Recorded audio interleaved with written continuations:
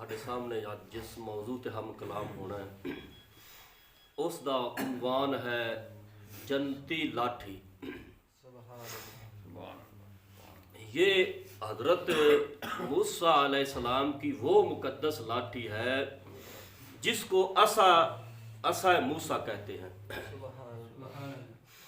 उसके ज़रिए आपके यानी कि बहुत से उन मौजज़ात का ज़हूर हुआ जिनको कुरान मजीद ने मुख्तलिफ उन्वानों के साथ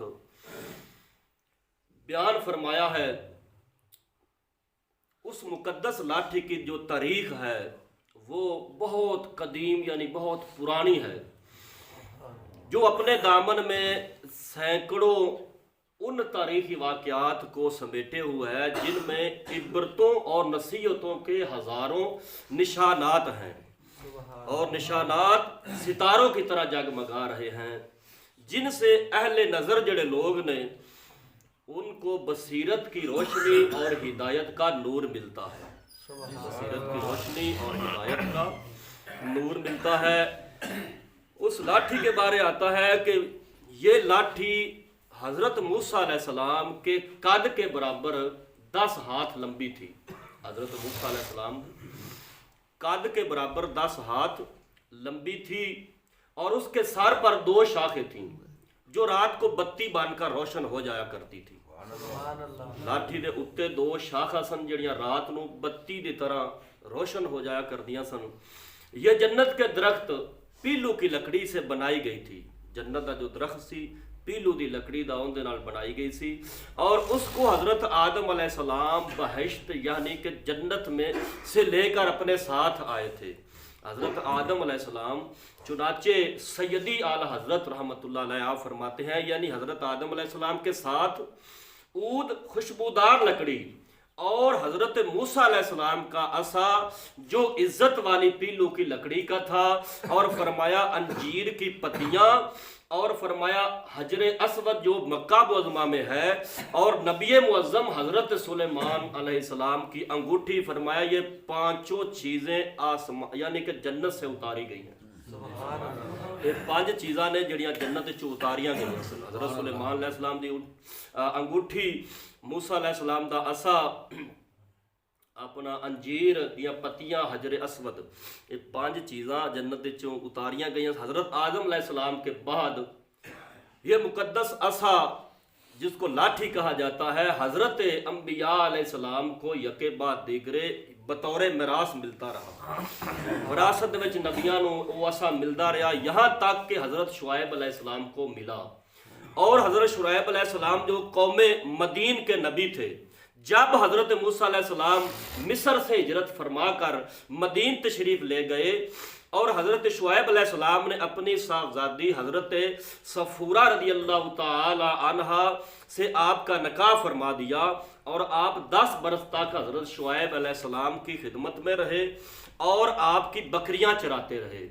उस वक़्त हज़रत शुआइब अलैहिस्सलाम ने हुक्म खुदाबंदी के मुताबिक यानी अल्लाह ताला के हुक्म के मुताबिक आपको वो मुकद्दस असा अता फरमाया, वो मुकद्दस लाठी अता फरमाई।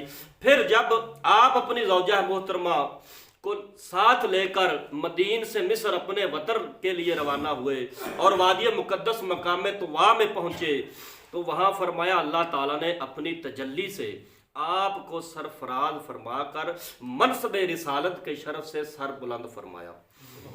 उस वक़्त हज़रत हक जल्ला मजदूहू ने आपसे जिस तरह कलाम फरमाया कुरान मजीद में उसको इस तरह बयान फरमाया। अल्लाह ताला जल्ला शारो ने अल्लाह फरमाता वमा तिलका बियमीनिका या मूसा काल हिया असा अतवक्काउ अलैया व अहुशु बिहा अला गनमी वालिया फीहा मआरिब उखरा। फरमाया और ए मूसा आपके दाहिने हाथ में क्या है। अल्लाह ने फरमाया आपके मूसा अलैहिस्सलाम ने फरमाया मूसा आपके दाहिने हाथ में क्या है। अच्छा हुण दसो कि अल्लाह ताला नहीं जानदा की है। मूसा अलैहिस्सलाम नूं पुछदा पिया क्यों पुछदा पिया कि तू मैनू पता चल जाए। अल्लाह ताला भी जानदा है, मूसा अलैहिस्सलाम नूं भी पता है मेरे हाथ च की है। जिंदे रब पुछेगा तैनू मैनू पता नहीं चलना सी। अल्लाह ने तैनू मैनू दस्सण वास्ते फरमाया मूसा तेरे हाथ में की है। तो आपने कहा कि ये मेरी लाठी है।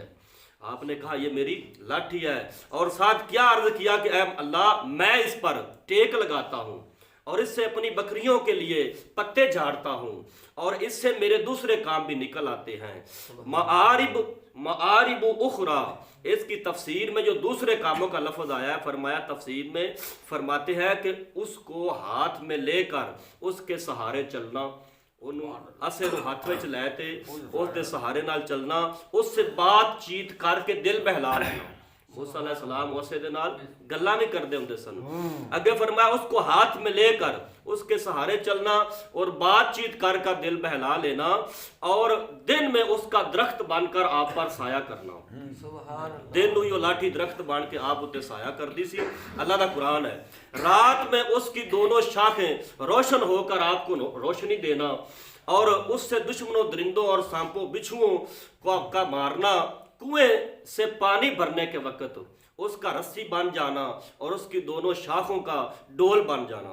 موسیٰ علیہ السلام جو کنویں جو پانی بھرنا ہوندا سی، وہ جڑا اسا سی وہ رسی بن جاتا، جڑا اگے دو شاخاں سن وہ ڈول بن جاتا سی جن دے نال آپ پانی بھردے سن۔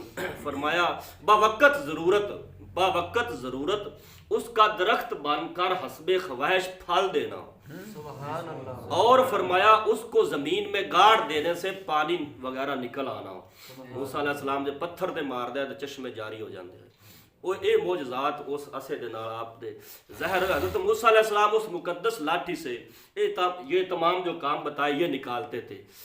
اب جب فرعون نے کہ دربار میں موسیٰ علیہ السلام یعنی ہدایت کے لیے تشریف لے گئے، موسیٰ علیہ السلام نو دعوت حق اسلام دی دعوت واسطے تشریف لے گئے، او جڑا فرعون سی انہیں آپ دے مقابلے دے اندر آپ نو جٹلاون تو بعد آپ دے مقابلے دے اندر انہیں جادوگر اکٹھے کر لے، جادوگر اکٹھے کیتے، حتیٰ کہ قرآن نے اس واقعہ میں اس طرح بیان فرمایا کہ فرعون نے ایک میلہ لگوایا۔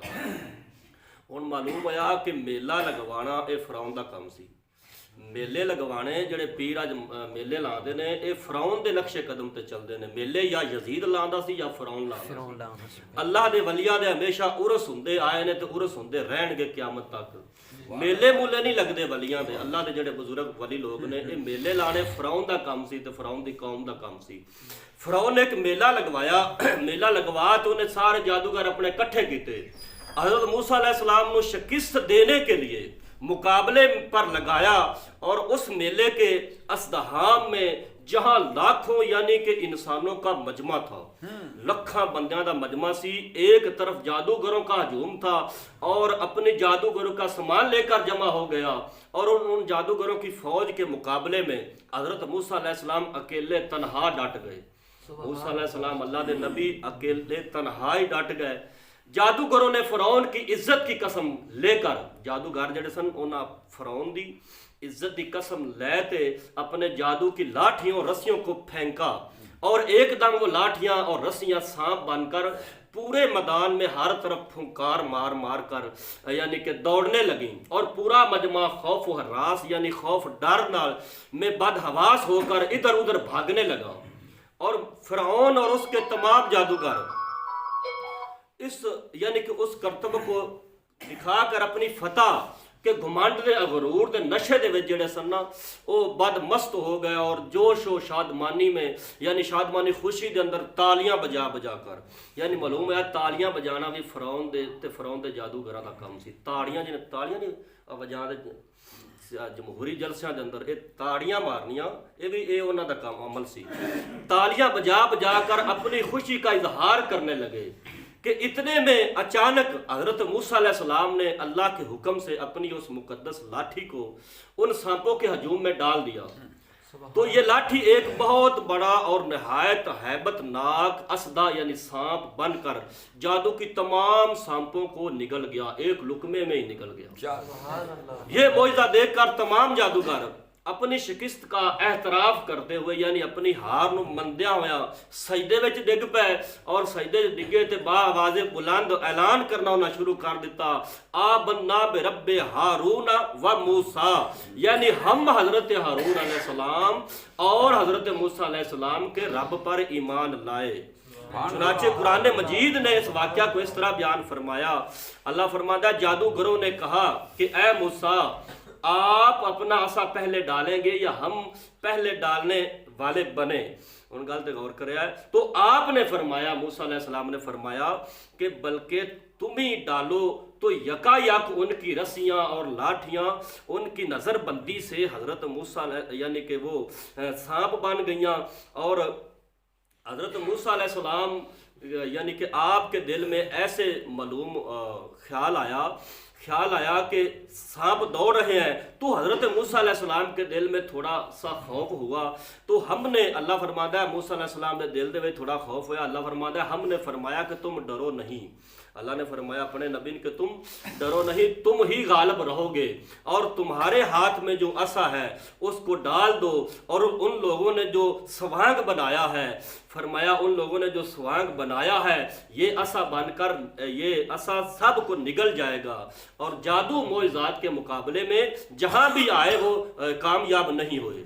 فرمایا یہ جو جادو ہے، اللہ نے فرمایا جادو نبیاں دے معجزات دے مقابلے میں جتھے بھی آیا ہے ناکام ہوا ہے، کامیاب نہیں ہوندا۔ فرمایا تو تمام جادوگر سجدے میں گر کر کہنے لگے کہ ہم حضرت ہارون اور حضرت موسیٰ علیہ السلام پر ایمان لائے۔ سارے جادو ہن اے تفسیر دے اندر آندا ہے، بزرگ فرماندے نے کہ وہ اللہ نے وہ جادوگراں نوں اسلام دی جو دولت دتی سی نا، ان دی وجہ اے سی کہ جڑا انہاں نے اللہ دے نبی دا ادب تے عزت تے احترام کیتا سی۔